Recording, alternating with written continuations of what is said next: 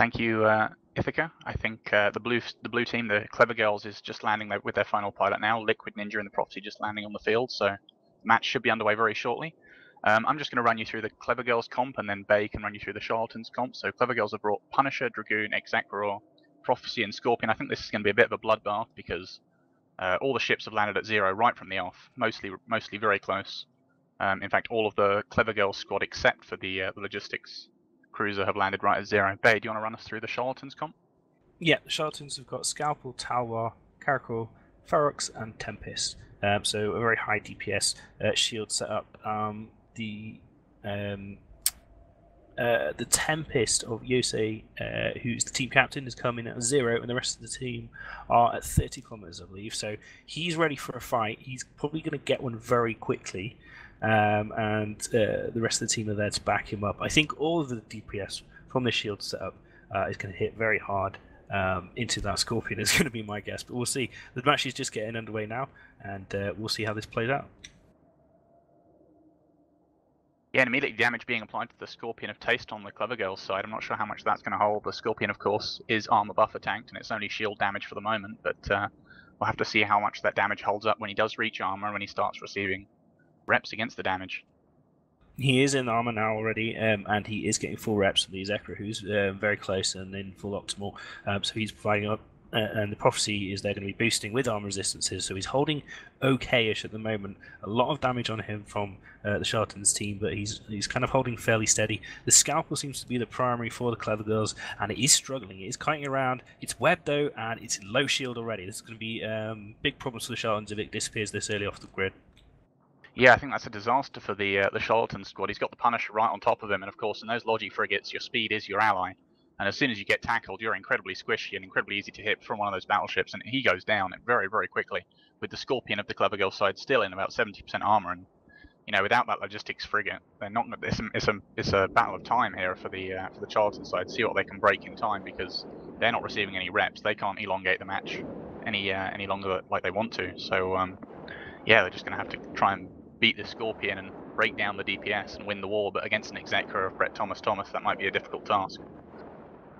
Yeah, the Scorpion's getting slow armor now. It's about 10-20% armor, so those jams not landing as effectively as they hoped. But all the DPS now from the Charlatans team is, getting about 20% armor. The jams possibly having effect here as it claws a little bit further up. The Ferroc's in real trouble though. He's going down very quickly, and with no logistics on him, I feared that this might snowball very quickly and a very, very swift match here. The Ferroc's holding 10% shield. He's very web scrammed everything and jammed. So yeah, it looks like the Scorpion is holding, and I think this Ferox is going to go down first before the Scorpion, and that with an ECM on grid, it tends to things tend to snowball a little bit after that. Yeah, I think if you're going to bring a logistics frigate, you have to be very, very careful, because they can be very hard to execute with their small rep range. So you have to sort of stay in the fight, stay around the sort of mix, and keep in range of your allied ships to rep them. But at the same time, you have to keep away from the enemy ships, and if you get webbed, it's very dangerous for you. As the Scorpion MJD's away, very, very lucky, skilled not to go straight out of the arena, but he's successfully negated damage from that way.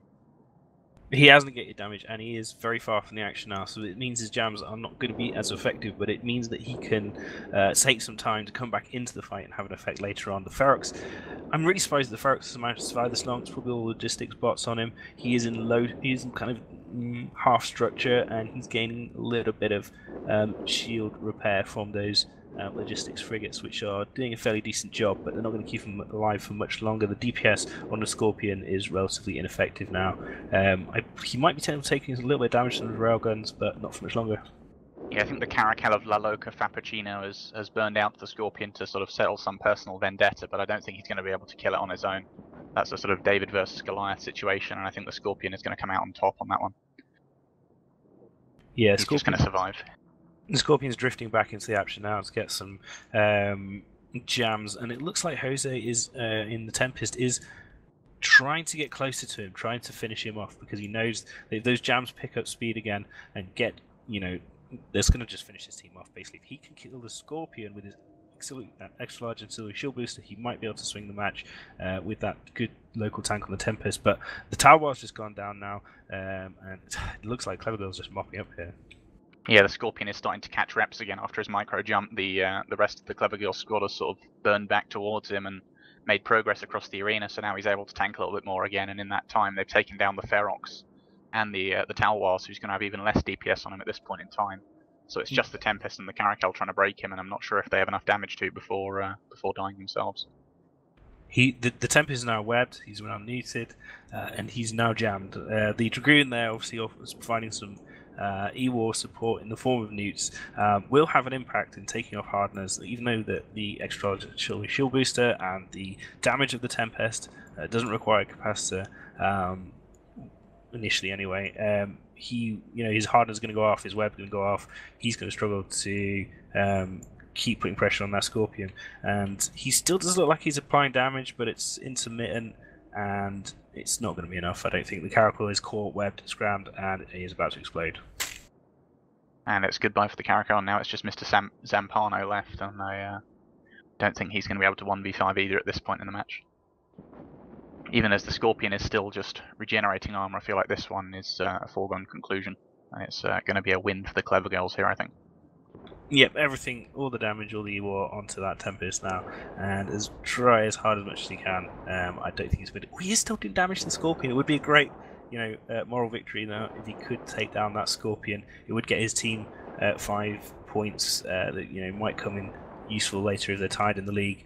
He's still applying damage. The jams are not passing through. He's on top of the Scorpion, and it is in low structure now. Little bits of armor getting clawed back. About breaking it, yeah.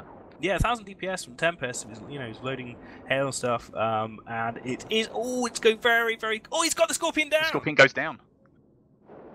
Let's see what he can do is on his own now. He's in 50% shield. Maybe has he started boosting it? I'm not sure. I would have thought so by now. Obviously, with the Scorpion going down, he hasn't got any jams on him anymore, so he might be able to break something else here if he can get a tackle on it. I think Dutonio or someone said earlier that the Tempest does have a web on it, so if he is able to get on top of this Exacra, he may be able to break that, or even the Dragoon or the Punisher or anything really. Probably not the Prophecy, as they tend to be pretty brick tanked, but the other three are, free game. He did briefly have the Exacra web there, but it looks like he's lost web. He is heavy neuting the Exacra, and he's putting a decent amount of damage onto it. Now, if he can pick up speed, although he is webbed by the Punisher by the looks of it, and he can keep that Exacra in his damage range, if he can kill that Exacra before he goes down, he could swing the match here just by, then he would be free to kill Tackle. I don't think he can kill Tackle with the Exacra alive, so he has to bring that Exacra down. The Exacra looks like it's trying to orbit him now, probably to mitigate some damage, hoping that the Tempest can't track him. It looks like it seems to be working. I think he's suddenly switched to the Dragoon. He's realised, I'll let the Exacra go, I'll switch this Dragoon. The Exacra can't keep him up if I can just pin him and punch him in the face repeatedly with the auto cannons, and he's going into low armor now on the Dragoon. So yeah, he may be able to score some good points for his team, and dare I say it, may even be able to turn this match around.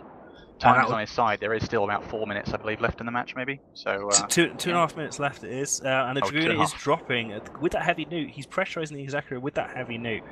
The Exacra is getting the occasional rep off on the Dragoon, but it's just hovering about structure, and it is in structure now. So it looks like it is about to die. This Tempest is basically soloing the whole team. The whole team. Clevergirls are feeding their team. What is instrumental in this match is that most of their damage is coming from drones, particularly with the Scorpions dead. The Prophecy and the Dragoon have only got drone damage, and that Tempest does have a large smart bomb. There's no drones on the Tempest, so he is basically clear now to just do as much damage as he can before the end of the match. He's got 2 minutes. If he kills one more ship, if he kills the Punisher, which is webbed, he's going to be tied. No, he's not going to be tied on the points. He's still going to be a point behind. He's doing well though. He's definitely picking up points for his team, and I can imagine his team cheering him on comms now. Come on, you can do this kind of thing. He's done amazing to solo 2 ships basically.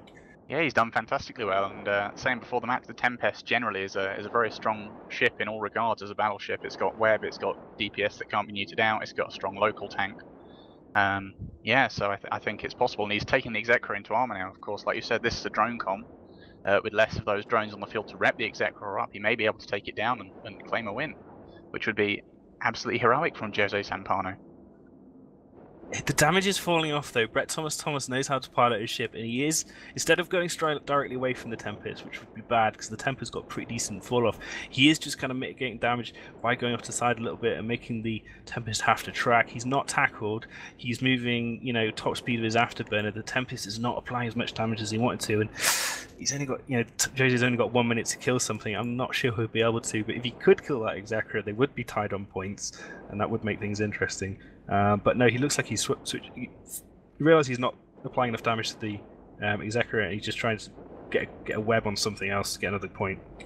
Yeah, I think he switched the Prophecy, but he took his newts off the Executor for a second there, but he's put them back on. He might have run out of cap for his cap booster and was on reload, but if he can manage to newt out this Executor and finish off the Prophecy in this time, it's going to be tight. There's only 30 seconds left in the match, but if he takes it out, that'll be a strong result. Yeah, the Prophecy has got a ton of tank. It's got a natural resist bonus, which makes it pretty tanky. It is a battle cruiser, so in this format, it does kind of have a lot of hit points anyway compared to the other ships. And although he seems to be doing relatively good damage, the Prophecy is repairing itself up. And 3 seconds on the match, it will mean that Clevergirls take the match. Fantastic to watch, and well done for Jose for giving it his best to try and solo the rest of the enemy team. Yeah, truly a superb match. And even though they lost a heroic performance, I'm sure he'll be taking a lot of credit from his teammates, but also perhaps shaking his fist, damn if I wasn't stuck with you guys. But probably not, as positive team environment. I think we'll send it back to Ithaca in the studio.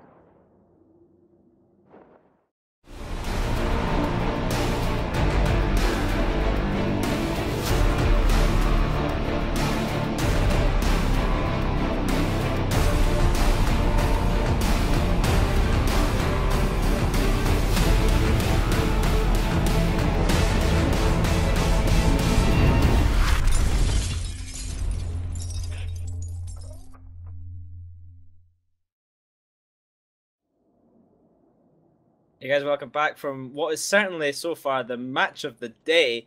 Holy crap, what a match there. Jose Zampano almost soloing it to win 5 versus 1, and if he just killed that Executor towards the end, he would have tied it on points. Wow, what a match that was. I was on the edge of my seat, and I have it on best authority that Elise Randolph has fallen off his seat in the excitement of that match. That was a just stupendous match there. So let me just break it down a little bit with the commentator there. So Bay RJ, where did it go wrong for the Clevergirls, or sorry, for the Charlatans there? It went wrong when they didn't ban Scorpion. I think that Scorpion just like they picked a high damage team, and obviously if you're going to bring a high damage team, you want to be able to apply that because you're not relying on logistics. The Caracal is a great ship, does lots of damage, and it's it is a viable pick instead of logistics cruiser, particularly with the new T2 logistics frigates. But if you're jammed and you can't apply that damage, things are going to go bad.